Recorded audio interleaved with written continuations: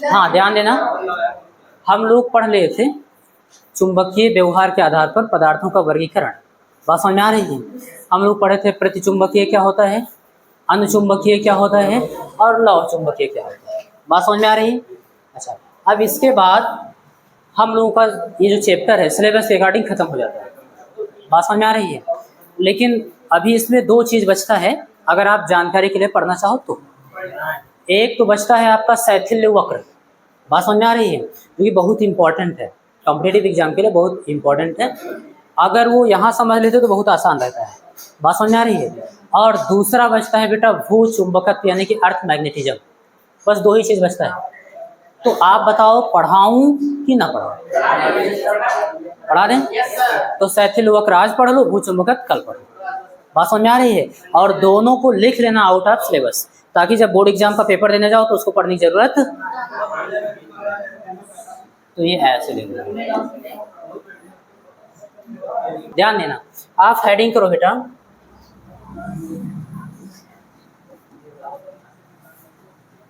Hysteresis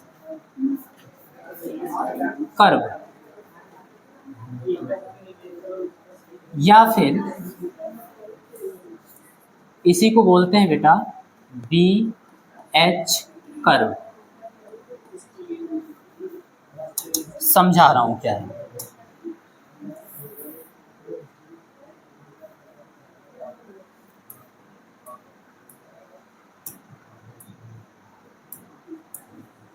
हाँ, इसको बोलते हैं बेटा शैथिल्य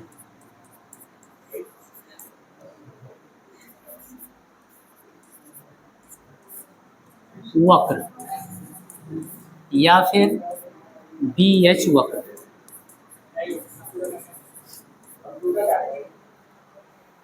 बात समझ में आ रही? तो ये हेडिंग बनाओ बेटा, शैथिल्य वक्र या फिर बी एच वक्र। ये सारी चीजें हम लोगों को पढ़नी है। लिख ले बेटा। अब ध्यान देना, इस वक्र को हम लोग कैसे खींचते हैं बेटा? तो सबसे पहले याद रखना कि बाह्य चुंबकीय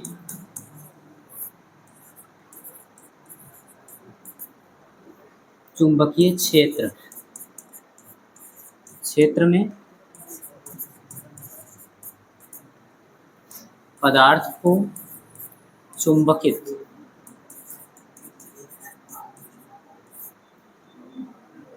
और बी चुंबकित यानी मैग्नेटाइज डीमैग्नेटाइज। बात समझ में आ रही है? ओके, बी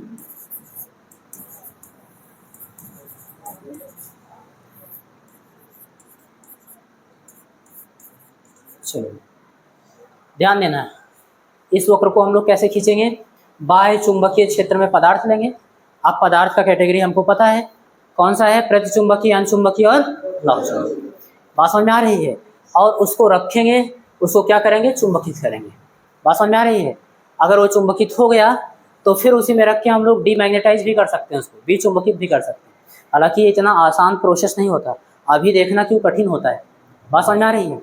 और ये इस प्रक्रिया में हम लोग बी और एच के मध्य ग्राफ खींचते हैं, वक्र यानी कर्व बनाते हैं। बात समझ में आ रही है? और उसी वक्र को हम लोग क्या बोलते हैं? शैथिल्य वक्र या फिर बी एच वक्र। शैथिल्य शब्द का क्या मतलब है अभी हम आपको समझेंगे। क्लियर है? ये लाइन समझ में आई कि हम लोग क्या करेंगे? बाह्य चुंबकीय क्षेत्र में पदार्थ को रखेंगे, चुंबकित करेंगे। बात समझ में आ रही है? और या फिर विचुंबकित करेंगे। चलो देखिए उसके लिए करेंगे क्या। बाह्य चुंबकीय क्षेत्र का मतलब ये हुआ बेटा कि हम लोगों के पास एक प्रणालिका होगी।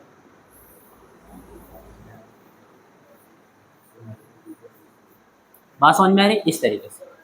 क्लियर? और इस प्रणालिका के भीतर हम लोग कोई पदार्थ रखेंगे, ये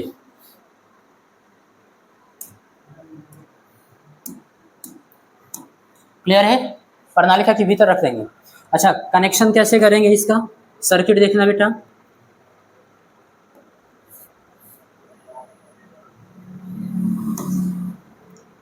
यहां पर हम बैटरी लगा देंगे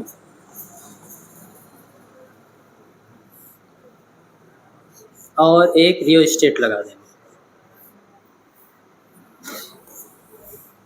स्विच लगा देंगे। ये आपका हो गया सर्किट। बात समझ में आ रही? रियोस्टेट का संकेत ये, क्लियर? ये आपका बैटरी हो गया, ये प्लस ये माइनस, ये आपका रियोस्टेट हो गया, यानी कि धारा नियंत्रक, धारा का मान हम लोग यहाँ से बढ़ाएं घटाएंगे, और ये आपका कुंजी हो गया। बात समझ में आ रही है? कौन सी कुंजी है ये? प्लग की, प्लग की है ना, ओके। तो यहाँ पे हम लोग कुंजी लगाएंगे, प्लग लगा देंगे। बात समझ में? जैसे ही प्लग लगाओगे धारा प्लस से माइनस की ओर बहना, ठीक है, ऐसे इधर से इधर की ओर ऐसे बहने लगे। बात समझ में आ रही? अच्छा, इधर से ऐसे बहने का मतलब हुआ ऊपर क्या है, अंदर जा रही, और नीचे बाहर आ रही। बात समझ में आ रही है? तो जब आप इधर बाईं ओर से देखोगे, इधर से है ना, तो आपको क्या दिखेगा? बाएं हाथ की ओर जा रही धारा। किधर की ओर बेटा? बाएं हाथ की ओर। अगर कोई लूप है, बात समझ में आ रही है, और उसमें बाएं हाथ की ओर धारा, बाएं हाथ की ओर मतलब बामावर्त। किधर की ओर बेटा? बामावर्त। इसको एंटी क्लॉकवाइज बोलते हो। तो क्या बनेगा यहाँ पे? जाहिर सी बात है आप यन बना सकते हैं, यानी कि नॉर्थ। तो ये नॉर्थ पोल होगा। बात समझ में आ रही है? और ये जाहिर सी बात है, यहाँ इधर से देखोगे तो दाहिने हाथ की ओर धारा जाएगी, क्योंकि ऐसे ही तो आ रहा है, ऐसे ऐसे ऐसे, फिर यहाँ पर बाहर आएगा नीचे और ऊपर अंदर जाएगा। तो जब इधर से देखोगे तो दाहिने हाथ की ओर धारा जाएगी। बात समझ में आ रही है? और जब किसी लूप में दक्षिणावर्त धारा प्रवाहित होती है तो हम लोग यहाँ पर यस बना देते हैं, और यस का मतलब साउथ। तो ये साउथ पोल की तरह बिहेव करेगा और वो नॉर्थ पोल। बात समझ में आ रही है? अच्छा, एक चीज हम जानते हैं, प्रणालिका के भीतर चुंबकीय क्षेत्र हम लोग गणना किए हैं, V = μ0 Ni। यही तो होता है, यानी धारा पर निर्भर करता है। किस पर बेटा? अगर हम लोग धारा का मान बढ़ाएंगे तो जो चुंबकीय क्षेत्र हम लोग जनरेट कर रहे हैं प्रणालिका के भीतर वो ज्यादा होगा, और धारा का मान कम करेंगे तो वो कम। बात समझ में आ रही है? अच्छा, जो प्रणालिका का चुंबकीय क्षेत्र है, चुंबकीय उसके प्रणालिका के भीतर जो पदार्थ वहां रखा है उसके लिए बाह्य चुंबकीय क्षेत्र होगा। क्या होगा बेटा? बाह्य चुंबकीय क्षेत्र। चलो, ये बात आपको समझ में आ गई। अब एक चीज और समझना। अच्छा, अंदर की ओर धारा जा रहा है तो धारा की दिशा में अपने दाहिने हाथ को मोड़ेंगे, अंगुली इधर की ओर है, यानी चुंबकीय क्षेत्र रेखाएं क्या होंगी? इस दशा में, ऐसे बाहर की ओर। बात समझ में आ रही है? ये क्लियर? और इधर ऐसे अंदर की ओर, ये चुंबकीय क्षेत्र रेखाएं होंगी, और अंदर समांतर होंगी, एक समान। कॉन्सेप्ट क्लियर है? ये किसका है? प्रणालिका का। उसके भीतर आप पदार्थ रख दो। अब ये चुंबकित होगा। अब मान लो यहाँ लौह चुंबकीय पदार्थ रखे। क्या रखे बेटा? लौह चुंबकीय पदार्थ हम लोग जानते हैं प्रबल रूप से चुंबकित होता है। बात समझ में आ रही है? और बाह्य चुंबकीय क्षेत्र के अनुदिश, जिस दिशा में चुंबकीय क्षेत्र है बाहर वाला। बात समझ में आ रही है? यह है क्या? तो आप बता सकते हो एच। एच की डायरेक्शन है बेटा। बात समझ में आ रही है? और इसी की दिशा में आई की डायरेक्शन होगी इसकी। क्लियर? या फिर चुंबकीय प्रेरण बोल सकते हो, पदार्थ का जो चुंबकीय क्षेत्र। क्लियर? यहाँ तक बात समझ में आ गई? अब देखना, हम ग्राफ खींचने वाले हैं बेटा, किसके किसके? बी और एच, या फिर बोल सकते हो आई और एच, दोनों के बीच में ग्राफ। यहाँ पर अभी एक एक चीज समझाऊंगा। अभी तक जो समझाया गया वो तो समझ में आया है ना? ठीक है।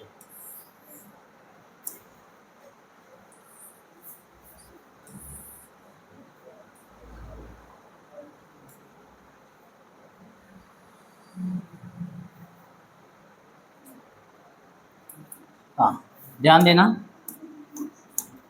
ये एक्स एक्सिस है, ये मान लो मूल बिंदु ओ है, ये Y axis. Clear? X axis पे हम लोग सपोज कर ले रहे हैं एच। क्या है बेटा? एच। जानते हो ये क्या है? चुंबकीय तीव्रता है। जो बाह्य चुंबकीय क्षेत्र है प्रणालिका का, प्रणालिका का ही तो चुंबकीय क्षेत्र जो होगा वो पदार्थ के लिए बाह्य चुंबकीय क्षेत्र होगा ना। तो जो प्रणालिका का चुंबकीय क्षेत्र है उसी की क्षमता, बात समझ में आ रही है? उसी की क्षमता, कौन सी क्षमता? कि पदार्थ को कितना शीघ्र जो है चुंबकित करती। क्लियर? और ये तो ये हम लोग बोलेंगे बी।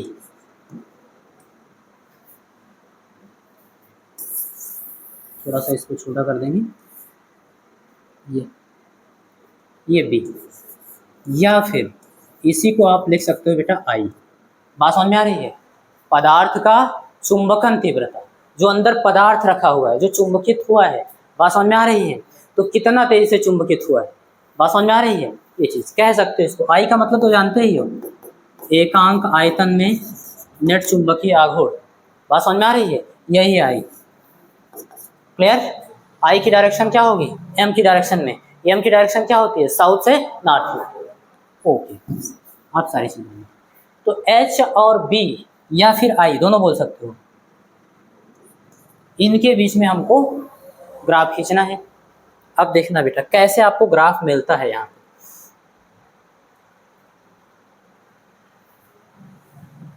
मैं थोड़ा बना रहा हूँ फिर समझा रहा हूँ एक एक चीज।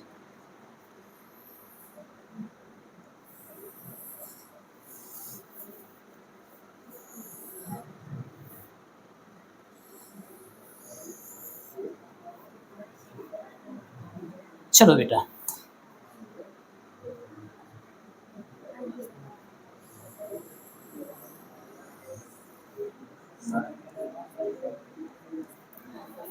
हाँ,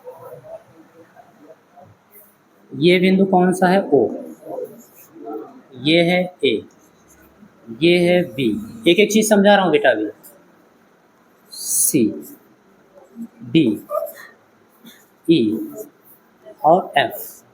डायरेक्शन देखना, पहले यहाँ, फिर यहाँ से जब कम करेंगे तो इधर, फिर ये।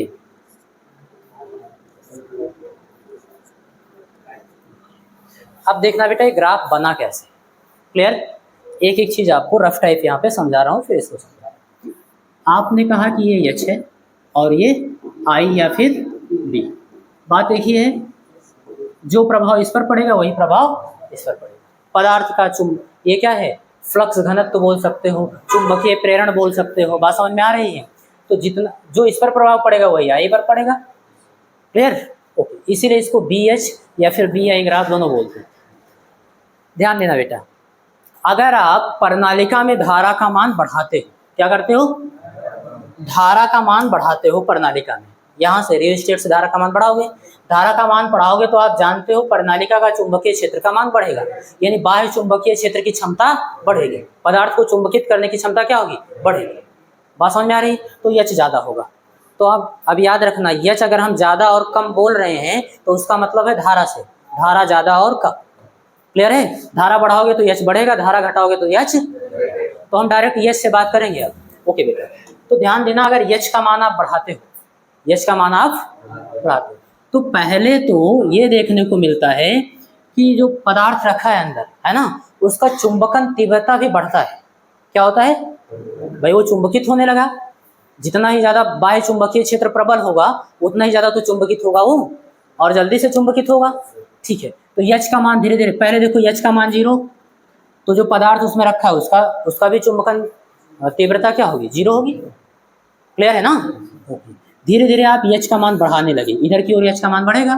तो एच का मान बढ़ाए जब आप, तो आपको धीरे धीरे ऐसे अनियमित रूप से, बात समझ में आ रही है, आई का मान या बी का मान बढ़ने को देखने को मिला। जैसे आई, एच का मान यहाँ किए तो आई का मान यहाँ मिला, एच का मान यहाँ किए तो आई का मान यहाँ मिला। बात समझ में आ रही है? जैसे धीरे धीरे एच बढ़ाते गए तो आई भी बढ़ता गया। लेकिन एक समय आएगा जब पदार्थ पूर्णतः चुंबकित हो जाएगा। पूर्णतः क्या होगा?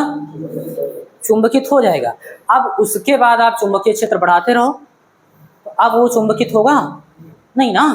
तो यहाँ पर पहुँच गया मान लो बेटा, इस पॉइंट पे, कि यहाँ तक आप एच का मान बढ़ाए, यहाँ तक, तो आई का मान आपको बढ़ने को देखने को मिला कि बढ़ रहा है। क्लियर? अब इसके बाद जब आप एच का मान बढ़ा जा रहे हो तो आई और बी पर कोई प्रभाव वहीं रुक जाएगा, यानी वो पूर्णतः चुंबकित हो गया। इसको बोलते हैं बेटा मैग्नेटिक सैचुरेशन स्टेट, यानी कि आप बोल सकते हो चुंबकीय संतृप्त अवस्था, वो पूर्णतः चुंबकित हो गया। तो इस बिंदु को हम लोग क्या बोलते हैं बेटा? मैग्नेटिक सैचुरेशन स्टेट, ये पूर्णतः चुंबकित हो गया। अब एच का मान आप बढ़ाते रहो, कोई प्रभाव, बी और आई जितना होना था बढ़ना था बढ़ गया। अब उसके बाद में ये देखा गया कि एच का मान भी घटाओ, एच का मान क्या करो? घटाओ, यानी कि धारा का मान कम करो। तो जब धारा का मान कम किया गया तो ग्राफ पेपर पर देखा क्या गया कि I और B भी घट रहा है, I और, लेकिन उस तरीके से नहीं घट रहा है जिस तरीके से बढ़ा था, यानी जितना तेज बढ़ा था उतना तेज नहीं घट रहा है। देखो इस तरीके से कुछ घट रहा है, ऐसे। बात समझ में आ रही है? उसी पथ पर वापस नहीं आया, ग्राफ में देखा गया। ऐसा क्यों हुआ? ऐसा इस लॉजिक से हुआ कि H का मान तो कम हो रहा है लेकिन I और B का मान धीरे धीरे घट रहा है, H की तुलना में पिछड़ा हुआ है। बात समझ में आ रही है? तो यहाँ पर तो हम ला के H को जीरो कर दिए, H को क्या कर दिए? जीरो कर दिए, लेकिन I और B जीरो कह सकते हो। चुंबक H जीरो होने का मतलब क्या हुआ? I धारा जीरो कर दिए, बाह्य चुंबकीय क्षेत्र क्या किए? शून्य कर दिए। अब उसमें जो पदार्थ रखा है उसका जो चुंबकन तीव्रता था वो शून्य नहीं होगा, और होगा भी क्यों? लौह चुंबकीय पदार्थ रखे हो तो वो तो बाह्य चुंबकीय क्षेत्र हटा लेने पर भी वो चुंबकित रहता है ना। बात समझ में आ रही है? तो कुछ ना कुछ चुंबकन तीव्रता उसमें रह गई। बात समझ में आ रही है? तो जितना उसमें चुंबकत्व बच गया उसी को बोलते हैं पदार्थ की धारणशीलता, यानी इतना पदार्थ हो चुंबकत्व को धारण कर लिया। या फिर बोलते हैं अवशेष, बचे हुए को क्या बोलते हैं? अवशेष या अवशिष्ट बोलते हो ना, तो अवशेष चुंबकत्व बोलते हैं। कितना बचा है बेटा? ये जीरो था यहाँ पे, यहाँ से यहीं तक तो बचा है, तो इस वैल्यू को बोलते हैं, यहाँ से यहाँ तक जो I का मान था उसको बोलते हैं बेटा अवशेष चुंबकत्व। क्लियर? रिटेंटिविटी, रिटेंटिविटी का मतलब धारणशीलता। ये बात समझ में आ रही? Concept clear? या फिर अवशेष चुंबक। अच्छा, कहा गया इसको जीरो करना है, यानी जो उसमें चुंबकत्व का गुण आ गया है उसको खत्म करना है। क्लियर? तो जब उसको खत्म करना होगा तो विपरीत दिशा में H का मान बढ़ाना होगा। बात समझ में आ रही है? कॉन्सेप्ट समझ में आ रहा है ना? जैसे यहाँ पर आओ, आप क्या करना, प्लस और माइनस को चेंज कर देना, प्लस और माइनस को चेंज कर देना, उल्टा कर देंगे तो अब उधर की ओर चुंबकीय क्षेत्र रेखाएं जाएंगी जो बाह्य चुंबकीय क्षेत्र है। अब वो क्या करेंगे? पदार्थ को विचुंबकित करेंगे। क्या करेंगे? विचुंबकित करेंगे। I का मान बढ़ाओगे तो H का मान बढ़ेगा, लेकिन अब विपरीत दिशा में बढ़ेगा। तो विपरीत दिशा में बढ़ेगा तो हम लोग H को क्या करेंगे? x अक्ष की धन दिशा में ले लेते हैं, अब x अक्ष की ऋण दिशा में। इस डायरेक्शन में क्या लेंगे? -H। सदिश है ना? विपरीत डायरेक्शन में लेंगे तो H का मान आप बढ़ा रहे हो, H का मान बढ़ा तो रहे हो लेकिन किस दिशा में? विपरीत दिशा में। बात समझ में आ रही है? ओके, बढ़ाएंगे तो H का मान जैसे जैसे बढ़ाएंगे इसको क्या करेगा? इसके चुंबकत्व को कम करने का प्रयास करेगा, नहीं करेगा? उल्टा वैद्युत क्षेत्र रेखाएं प्रवाहित फ्लो हो रही ना। चलो, तो H का मान धीरे धीरे बढ़ाते गए, इसका मान कम होता गया। तो ग्राफ में ऐसे देखने को मिला कि जब H का मान आप यहाँ से यहाँ तक किए, बात समझ में आ रही? विपरीत दिशा में, तो यहाँ पर उस पदार्थ का क्या हुआ? I क्या हो गया? जीरो हो गया। क्या हो गया? I clear? तो उस पदार्थ के चुंबकत्व को जीरो करने के लिए विपरीत दिशा में आप H का मान बढ़ाए हो। बात समझ में आ रही है? तो विपरीत दिशा में H का वह मान, विपरीत दिशा में H का वह मान जो पदार्थ के I को जीरो कर दे। पदार्थ के I का मतलब समझ रहे हो? चुंबकन तीव्रता, या फिर कह सकते हो चुंबकत्व के गुण को क्या कर दे? समाप्त कर दे। तो यहीं से यहीं तक तो है H का मान जो समाप्त कर दिया। इसी को बोलते हैं बेटा निग्रह बल। क्या बोलते हैं? निग्रह बल या फिर निग्राहिता बोलते हैं। कोएर्सिविटी या फिर कोएर्सिव फोर्स, निग्राहिता बोलते हैं। अभी एक एक चीज समझा रहा हूँ, ये सारी चीजें आती हैं। क्लियर? बात समझ में आ गई? अच्छा, अगर आप विपरीत दिशा में फिर H का मान बढ़ा रहे हो, क्लियर? तो जब विपरीत दिशा में H का मान बढ़ाओगे तो विपरीत दिशा में अगर उधर I है तो इधर -I होगा। बात समझ में आ रही है? फिर माइनस भी होगा। तो विपरीत दिशा में वो फिर चुंबकत्व को धारण करने लगेगा। बात समझ में आ रही है? जैसे विपरीत दिशा में आप धारा प्रवाहित किए, जितनी भी उसकी चुंबकत्व का गुण था वो नष्ट हो गया H का मान बढ़ाते गए विपरीत दिशा में। अब उसके बाद जब बढ़ाओगे तो विपरीत दिशा में फिर चुंबकित होने लगेगा, नहीं होने लगेगा? होने लगे ना, फिर चुंबकत्व का गुण धारण करने लगेगा, यानी आई और बी का, आई या बी का मान बढ़ने लगेगा। तो बढ़े तो होगा लेकिन विपरीत दिशा में, पहले इस दिशा में था अब इस दिशा में होगा, तो यहाँ पर ऐसे बढ़ने लगेगा और इस तरीके से कुछ बढ़ेगा। बात समझ में आ रही? अच्छा, फिर अब एक सैचुरेशन स्टेट मिलेगा, भाई चुंबकित हो रहा है हो रहा है हो रहा है, बढ़ाते जा रहे हो, एक समय आएगा जब पूर्णतः चुंबकित हो जाएगा विपरीत दिशा में। तो मान लो वो ये बिंदु है, पूर्णतः चुंबकित हो गया। अब इसके बाद आप यश का मान बढ़ाते जाओ, उस पर कोई प्रभाव, पूर्णतः चुंबकित हो गया। फिर यश का मान आप घटाओ, यश का मान क्या करो, घटाओ, यानी कि अब जब आप घटा रहे हैं तो उसके जो पदार्थ का चुंबकत्व का गुण है कुछ ना कुछ घटेगा, तो इस तरीके से घटता है ऐसे। तो यच का मान तो आप घटा के यहाँ पहुँचा दिए, यहाँ पहुँचाने का मतलब 0 पे पहुँचा दिए, बात समझ में आ रही है। लेकिन आई तो वाई अक्ष पे माप रहे हो ना, तो आई पर देखो अभी वाई अक्ष पर यही पहुँचा है, 0 नहीं। वही चीज़ फिर स्टार्ट हो गया, पदार्थ की धारणशीलता, क्लियर है ना। आप चुंबकीय क्षेत्र बाय चुंबकीय क्षेत्र हटा लिए, फिर भी उसमें चुंबकत्व का गुण अवशेष है, तो उसी को बोलते हैं अवशेष चुंबकत्व या फिर पदार्थ की धारणशीलता। वही चीज़ फिर होगा, इस पदार्थ की धारणशीलता को खत्म करने के लिए, यानी अवशेष चुंबकत्व जो बच गया है खत्म करने के लिए, फिर विपरीत दिशा में, किसके, इसके विपरीत दिशा में एच को बढ़ाएंगे। बात समझ में आ रही है। तो जब एच को बढ़ाएंगे विपरीत दिशा में इधर की ओर, तो फिर ऐसे बढ़ेगा। और जब कुछ यहाँ तक आप एच का मान पहुँचाए, बात समझ में आ रही है, यहाँ से यहाँ तक एच का मान पहुँचाए, तो पदार्थ का जो बचा हुआ चुंबकत्व था वो क्या हो गया। अब उसके बाद फिर बढ़ा रहे हो तो ये ऐसे, और यहाँ पर अब आपको एक लूप दिख रहा होगा बेटा, ये ओ था, ए था, वी था, सी, ई, एफ, क्या हो गया, A B C D, D भुला गए, ये और फिर ए, तो एक बंद लूप दिख रहा होगा बेटा। इस बंद लूप को हम लोग बोलते हैं शैथिल्य वक्र। क्या बोलते हैं? और शैथिल्य किसको बोलते हैं, शब्द पे जाना। पूरे प्रोसेस में आप देख पा रहे हो कि आई और बी एच की तुलना में पीछे ही रहती है, बात समझ में आ रही, पिछड़ी रहती है। एच 0 हो जाता है, वो 0 हो ही नहीं पाता, बात समझ में आ रही है। तो पूरे प्रक्रिया में देखते हो आई और बी का एच से पिछड़े रहना, यही शैथिल्य कहलाता है। क्या कहलाता है बेटा? और पिछड़े रहने वाला जो वक्र है इसको हम लोग शैथिल्य वक्र बोलते हैं, या फिर इस पूरे लूप को हम लोग क्या बोलते हैं, शैथिल्य लूप। कोई डाउट किसी बच्चे को? नहीं ना। तो अब ग्राफ ये वाला आपको समझ में आ गया जो बनाए थे। एच बढ़ाएंगे, ओ से ए तक क्या होगा, आई और बी का मान बढ़ेगा, बस अनियमित रूप से बढ़ेगा, कोई ये नहीं कि उसी के अनुपात में बढ़ेगा सीधी रेखा, नहीं, अनियमित रूप से बढ़ेगा, ठीक है, असमान रूप कह सकते हो, ऐसे बढ़ा। अब उसके बाद जब एच कम किए और एच 0 कर दिए तो आई और बी 0 नहीं हो पाया, वो यहीं तक पहुंचा, बात समझ में आ रही है।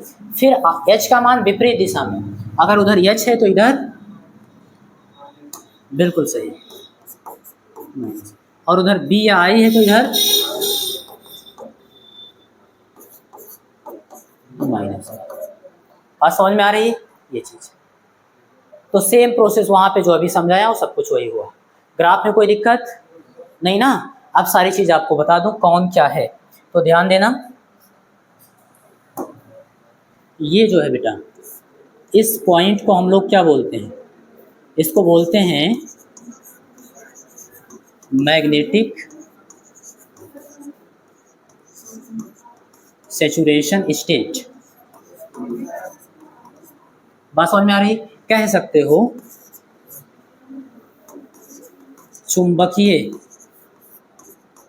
संतृप्त अवस्था। क्लियर है? बोलो नहीं बेटा, बात समझ में आ गई। वही चीज ये भी है, यहां पर भी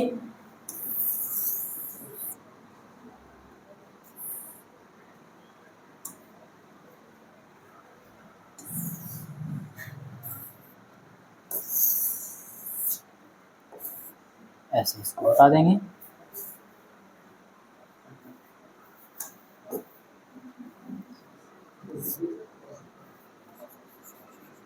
ठीक है, ये क्या हो गया, चुंबकीय संतृप्त अवस्था। अच्छा H तो यहाँ पर 0 हो गया, वापस जब लौटे उसी पथ पर तो लौटा नहीं, इधर से यहाँ देखो H 0 हो गया, क्लियर, लेकिन I अभी 0 नहीं हुआ, बच गया। यानी यहाँ चुंबकीय क्षेत्र हम हटा दिए, बाह्य चुंबकीय क्षेत्र, लेकिन पदार्थ में फिर भी चुंबकत्व का गुण है, तो जो बचा हुआ गुण है वो इतना ही तो है। बात समझ में आ रही? तो इसको अवशेष चुंबकत्व बोलते हैं। क्या बोलते हैं? तो वो चीज आप बता दीजिए यहाँ पर कि अवशेष चुंबकत्व।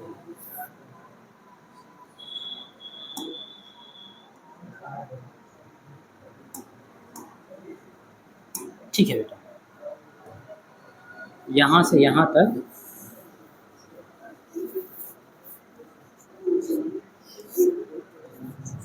हाँ।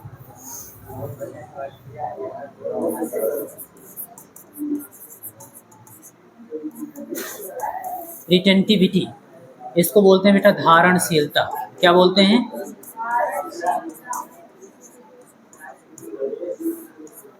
कोई दिक्कत?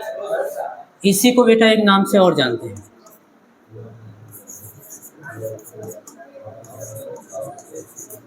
रेजिजुअल, अवशिष्ट चुंबकत्व। पूरा लिख दो इसका पूरा नाम।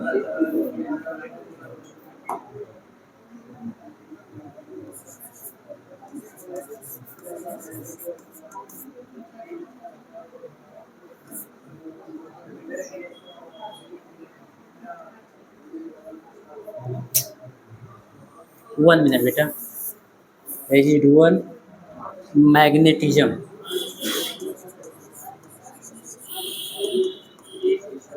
यानी कि इसको बोलते हैं अवशेष चुंबकत्व। चलो ये बात समझ में आ गई। क्या बोलेंगे इसको? अवशेष चुंबकत्व। थोड़ा जगह बना दूं, कुछ ज़्यादा ही जगह ले रहा है। क्या चीज़? मैं सही कर रहा हूँ, जगह कम है यहाँ पे।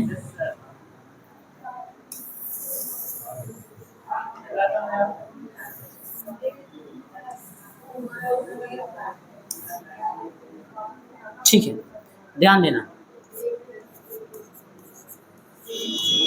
अवशेष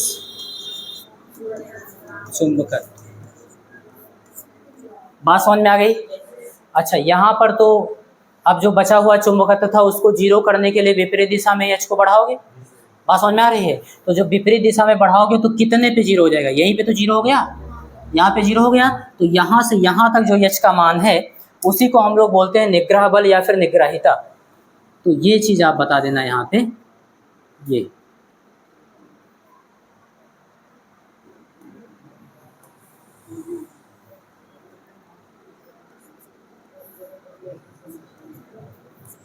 ये जो मान है बेटा इसको हम लोग बोलते हैं कोएर्सिविटी, ठीक है, या फिर चलो पूरा अभी लिख दूंगा अलग, या फिर इसको निग्रह बल भी बोलते हैं।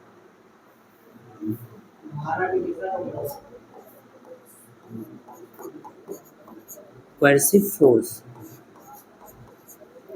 बात समझ में आ रही है?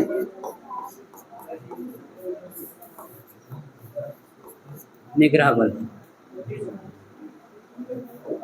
ठीक है, निग्रह बल बोलते हैं बेटा या फिर निग्रहिता बोलते हैं। Concept clear? ये सारी चीजें आपको जाननी थी इसमें, क्लियर? अब हम लोग ग्राफ का विश्लेषण कर लेते हैं। O से A तक क्या हो रहा है, A से B तक क्या हो रहा है, B से C तक, C से D, D से E, E से F, F से A, क्लियर? हाँ चलो देखिए, ये यहाँ पर बच गया। अच्छा हाँ बेटा ध्यान देना, इसको हटाएं, समझ में आई गया ना? ध्यान देना, लिखेंगे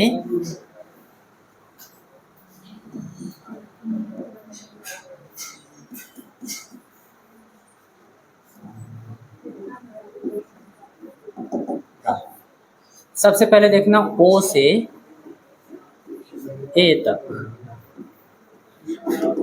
लिखे रहोगे तो आपको याद रहेगा, है ना, नहीं भूल जाओगे। देखना बेटा, ओ से ए तक क्या हो रहा है, हम देख पा रहे हैं ओ से ए तक एच बढ़ाते हैं तो आई बढ़ता है। बात समझ में आ रही है? असमान रूप से बढ़ता है लेकिन बढ़ता है। तो लिखेंगे यहाँ पर, ऐसे शॉर्ट में लिख दे रहा हूँ, एच क्या हो रहा है, बढ़ रहा है। एरो ऊपर का मतलब बढ़ रहा है, एच बढ़ रहा है,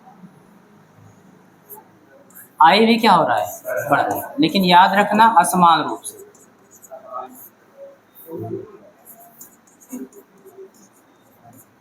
यहां तक बात समझ में आ गई? एच तो हम लोग बढ़ा ही रहे हैं ना, एच तो हम लोग बढ़ा रहे हैं, आई बढ़ रहा है। क्लियर? अब देखना बेटा, बिंदु ए पर आप देख पा रहे हो, जो बिंदु ए है वहां पर कौन सा स्टेट है, मैग्नेटिक सैचुरेशन।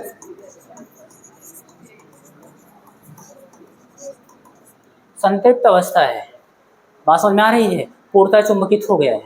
अब उसके बाद में हम लोग देखेंगे ए से बी के लिए।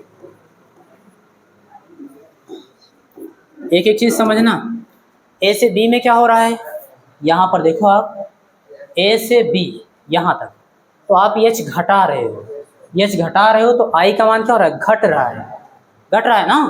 पहले यहाँ था, अब यहाँ आ गया, यहाँ का मतलब यहाँ था, यहाँ आ गया, ठीक है ना, तो घट रहा है। क्लियर? लेकिन जब एच जीरो हो जा रहा है तो आई जीरो। तो दो चीज़ यहाँ पर लिखना पड़ेगा आपको।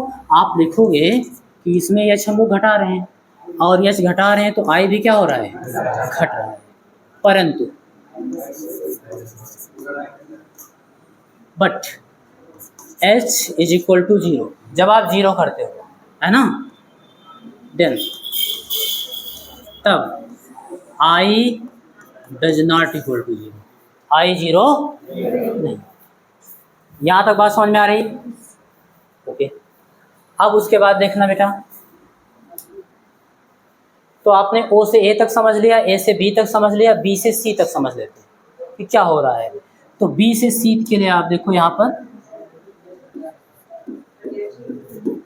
बी से सी तक ऐसे ही समझना। बी से सी तक आप देख रहे हो, फिर एच को क्या किया जा रहा है, विपरीत दिशा में बढ़ाया जा रहा है। देखो बी से सी, यहाँ पर तो एच जीरो हो गया ना, एच किस अक्ष पे माप रहे हो, यक्स की धन, यक्स अक्ष की धन दिशा में या फिर ऋण दिशा में, तो या तो उधर या तो इधर। अभी यहाँ पर जब बी पर है तब तो जीरो है। बात समझ में आ रही है? अब इस धारणशीलता को कम करने के लिए, बात समझ में आ रही है, ये चीज यहाँ पर बता दो कि ओ बी क्या है बेटा, इसमें ओ बी क्या है, रिटेंटिविटी, रिटेंटिविटी है। बात समझ में आ रही है? यानी कि धारणशीलता है। क्यों? क्योंकि हम लोग एच जीरो कर दिए, बाह्य चुंबकीय क्षेत्र जीरो कर दिया, उसका चुंबकत्व जीरो, तो उसमें जो बचा हुआ चुंबकत्व रह गया है वही अवशेष चुंबकत्व है। बात समझ में आ रही है? उसी को धारण किया है। अच्छा, बी से सी तक के लिए हम लोग क्या कर रहे हैं, एच को अब विपरीत दिशा में, बात समझ में आ रही है, बढ़ाएंगे। क्या करने के लिए, बचे हुए चुंबकत्व को शून्य कर देंगे। क्लियर है? तो विपरीत दिशा का मतलब समझ रहे हो, बैटरी की धन टर्मिनल जिससे जुड़ा था और ऋण टर्मिनल जुड़ा था उसको बदल देंगे, उल्टा कर देंगे। तो विपरीत दिशा में क्या होगा, बाह्य चुंबकीय क्षेत्र आरोपित होगा। जब विपरीत दिशा में बाह्य चुंबकीय क्षेत्र आरोपित होगा, जो ये पदार्थ इसके बीच में रखा है लौह चुंबकीय पदार्थ, उसका जो चुंबकित हुआ था, वो चुंबकत्व का गुण था, उसको धीरे धीरे क्या करेगा, नष्ट करना शुरू करेगा, यानी कि ये कम होने लगेगा। तो एच विपरीत दिशा में बढ़ा रहे हो तो आई क्या हो रहा है, कम हो रहा है। बात समझ में आ रही है? ये चीज़ है। तो यहाँ पर हम लोग लिखेंगे कि एच माइनस एच, बात समझ में आ रही है, विपरीत दिशा में माइनस वेक्टर एच, इसको आप क्या कर रहे हो, बढ़ा रहे हो, और बढ़ाने से हो क्या रहा है, तो आई क्या हो रहा है, घट रहा है। बात समझ में आ रही है? ओके। और कौन से एच के मान पर, ओ सी, ओ से जब सी तक पहुंचते हो एच पर, है ना, माइनस एच की डायरेक्शन में, तो आई का मान 0 हो जाता है। बात समझ में आ रही? तो ओ सी क्या है बेटा, ऐसा लिखना एच ओ सी पर। बात समझ में आ रही होगा? ओ से लेकर के सी तक जो एच था, आई क्या था, 0 हो गया। बात समझ में आ रही? और 0 हो गया तो इसीलिए इस एच के वैल्यू को हम लोग क्या बोलेंगे बेटा, निग्राहिता। क्या बोलेंगे?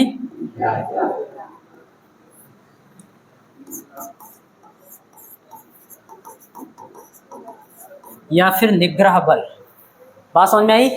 आप कह सकते हो एच के उस मान को हम लोग निग्राहिता बोलते हैं जिस पर पदार्थ का अवशेष चुंबकत्व 0 हो जाता है। जिस पर पदार्थ का अवशेष चुंबकत्व, तो देखो एच ओ सी पर ही तो उसका अवशेष चुंबकत्व 0 हुआ है, तो इसको हम लोग निग्राहिता या निग्रह बल बोलेंगे। कॉन्सेप्ट क्लियर हुआ? धारणशीलता किसको बोलते हैं? जब बाह्य चुंबकीय क्षेत्र 0 हो जाए, यानी कि एच बराबर 0 पर जो पदार्थ के आई का मान होता है, बात समझ में आ रही है, बी का मान होता है, उसी को हम लोग क्या बोलते हैं, अवशेष चुंबकत्व या फिर पदार्थ की धारणशीलता। कोई डाउट नहीं? ओके बेटा, कहाँ से कहाँ तक हो गया? बी से सी तक हो गया। बी से सी तक हो गया। आप सी से डी तक चलिए। बात समझ में आ रही है? तो सी से डी तक आप जान रहे हो, अब विपरीत दिशा में एच को हम बढ़ा रहे हैं, तब आई का मान भी बढ़ रहा है, लेकिन किस डायरेक्शन में? विपरीत दिशा में। तो यहाँ पर लिखेंगे सी से डी तक। बोलो बेटा, इसके लिए करेंगे, और इसके लिए हम लोग अभी भी क्या कर रहे हैं, हाँ, माइनस वेक्टर एच का मतलब विपरीत दिशा में एच का मान बढ़ा रहे हैं, और इसका मतलब आप जानते हो प्रैक्टिकली जब बढ़ाएंगे तो आई का मान तो बढ़ेगा, लेकिन आप जानते हो विपरीत दिशा में। बात समझ में आ रही है? पहले वाले के विपरीत दिशा में बढ़ेगा, ठीक है, वही असमान रूप से बढ़ेगा। क्लियर है? अच्छा, और एक बिंदु मिलेगा डी, और डी बिंदु कौन सा होगा? यही मैग्नेटिक सैचुरेशन स्टेट, वहां पर भी होगा, क्योंकि पूर्णतः विपरीत दिशा में वहां पर क्या होगा बेटा, चुंबकित हो जाएगा। Concept clear? ये चीज। अब उसके बाद फिर वही, तो यहाँ तक समझ गए तो पूरा समझ गए। कोई डाउट किसी बच्चे को? अगर ऐसे लिखे रहोगे तो ग्राफ देख के समझ जाओगे ना सारी चीजें। ओके, हम जानते हैं क्योंकि ये एग्जाम में तो लिखना नहीं है, बस केवल हमको समझना है, इसीलिए इस भाषा में आपको समझा दी। ये शॉर्ट नोट्स इसको बोलते बेटा। यहाँ पे एक चीज और, कोई आपसे पूछ सकता है शैथिल्य क्या होता है? बात समझ में आ रही है? उसको समझ लेते हैं क्या है। हिस्टेरिसिस, ये इसको बोलते हैं बेटा शैथिल्य।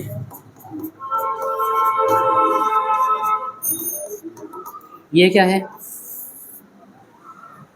तो लिखेंगे बेटा शॉर्ट में कि बी या आई का एच से पिछड़े रहना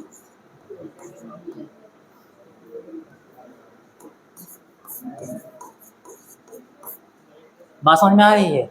जो ये गुण है, बात समझ में आ रही है, इस गुण को हम लोग क्या बोलते हैं? शैथिल्य बोलते हैं। तो बी या आई का एच से पिछड़े रहना,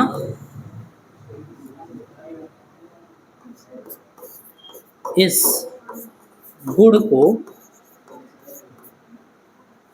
शैथिल्य बोलते हैं। क्या बोलते हैं बेटा?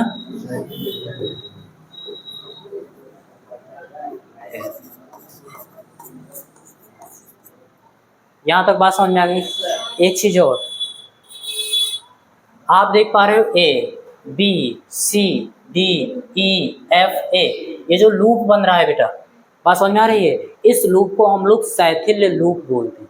क्या बोलते हैं? शैथिल्य लूप। तो यहाँ पर लिख लेंगे कि loop A B C D E F और फिर ए, जहाँ से प्रारंभ हुआ था वहीं रुकेगा।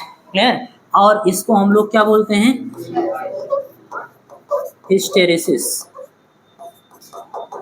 लूप, यानी कि शैथिल्य लूप।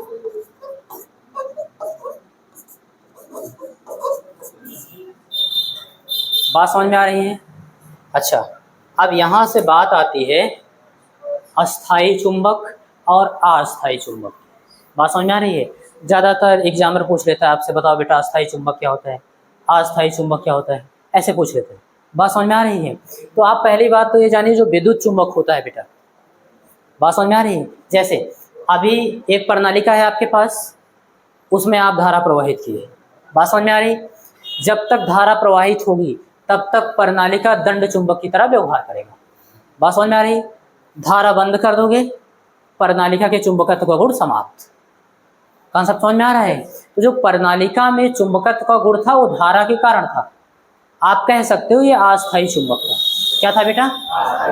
तो इलेक्ट्रोमैग्नेट या फिर अस्थायी चुंबक एक ही बात है, यानी विद्युत चुंबक या अस्थायी चुंबक, ऐसे बोल सकते हो। अच्छा एक चीज़ और बोल सकते हो, यहाँ पर मान लो कोई आप ऐसा पदार्थ रख दिए, जैसे मान लो नर्म लोहे का पदार्थ रख दिए, नर्म लोहा रख दिए, बात समझ में आ रही है? अब उसमें धारा प्रवाहित किए प्रणालिका में, प्रणालिका के भीतर क्या रखा है? नर्म लोहा। क्लियर? अब जब तक धारा प्रवाहित होगी तब तक वो चुंबक की तरह व्यवहार करेगा। क्लियर है ना? धारा प्रवाहित करना बंद करोगे यानी कि बाह्य चुंबकीय क्षेत्र खत्म, पदार्थ का भी चुंबकत्व खत्म, H 0 तो B भी 0 उसका, या I भी 0 हो जाएगा। तो वो कैसा चुंबक हुआ? अस्थायी चुंबक हुआ। वो भी तो परमानेंट मैग्नेट नहीं है ना, ये चीज़। तो अस्थायी चुंबक समझ में आया? ऐसा बोल सकते हो कि प्रणालिका के भीतर ऐसे पदार्थ को रखकर हम लोग चुंबक बनाएं कि जब तक बाह्य चुंबकीय क्षेत्र है, यानी कि जब तक प्रणालिका में धारा प्रवाहित हो रही है तब तक वो चुंबकत्व का गुण धारण किए हुए। बात समझ में आ रही है? और जैसे ही प्रणालिका में धारा प्रवाहित करना बंद करते हैं चुंबकत्व का गुण खो देता है। बात समझ में आ रही है? यानी अल्पकालिक चुंबकत्व के गुण को धारण करने वाले चुंबक को हम लोग अस्थायी चुंबक कहते हैं। Concept clear? अगर आपसे कोई पूछे परमानेंट मैग्नेट तो आप बोल दो ना लौह चुंबकीय पदार्थ रखेंगे उसमें। क्या रखेंगे? लौह चुंबकीय पदार्थ उसमें रखेंगे। और अगर हम प्रणालिका के भीतर लौह चुंबकीय पदार्थ रखेंगे तो प्रबल रूप से वो पहली बात तो चुंबकित होगा। बात समझ में आ रही है? दूसरी चीज, अगर हम धारा प्रवाहित करना बंद कर दें यानी कि बाह्य चुंबकीय क्षेत्र हटा लें तब भी उसमें चुंबकत्व का गुण रहेगा और दीर्घकालिक होता है, ज्यादा समय तक रहेगा। बात समझ में आ रही है? तो ऐसे मैग्नेट को हम लोग परमानेंट मैग्नेट यानी कि अस्थायी चुंबक कहते हैं। तो ये सब मुझे नहीं लगता लिखवाने की जरूरत है, आप खुद ही केवल ऐसे एक लाइन में याद रखना, जो दीर्घकालिक चुंबकत्व के गुण को धारण करके रखता है अस्थायी चुंबक। बात समझ में आ रही है? जो अल्पकालिक चुंबकत्व के गुण को धारण करके रखता है अस्थायी चुंबक। इसमें बहुत ज़्यादा सोचने की जरूरत नहीं। और बनाने का प्रोसेस आपके सामने है। चुंबक बनाने का प्रोसेस, कोई प्रणालिका है उसके भीतर हम लोग चुंबकीय पदार्थ रख देंगे, बात समझ में आ रही है? धारा प्रवाहित करेंगे, अब वो पदार्थ कैसा है उस पर निर्भर करेगा। बात समझ में आई? तो आपको ये चीज समझ में आया बेटा, ये किसका वक्र है? इसी का, चुंबकित और विचुंबकित करने का। क्लियर है ना? कोई डाउट हो अभी किसी चीज में तो पूछ सकते हो। दो तीन चीज याद रखना, अवशेष चुंबकत्व, मुझे लगता है समझ में आ ही गया होगा। H 0 हो जाए लेकिन I 0 ना हो, जितना बचा रह जाए वही अवशेष है ना। निग्राहिता याद रखना। बात समझ में आ रही? क्या होती है? अवशेष चुंबकत्व को खत्म करने के लिए विपरीत दिशा में H का मान, बात समझ में आ रही है? वही क्या होगा? निग्राहिता या निग्रह बल। और ये मैग्नेटिक सैचुरेशन स्टेट किसे कहते हैं? जब चुंबक पूर्णतया चुंबकित हो जाए, जितना उसको चुंबकित होना था हो गया। कॉन्सेप्ट क्लियर हो जाएगा बेटा? वो बस इतनी सारी चीज आपको समझ में आनी चाहिए। बोलो।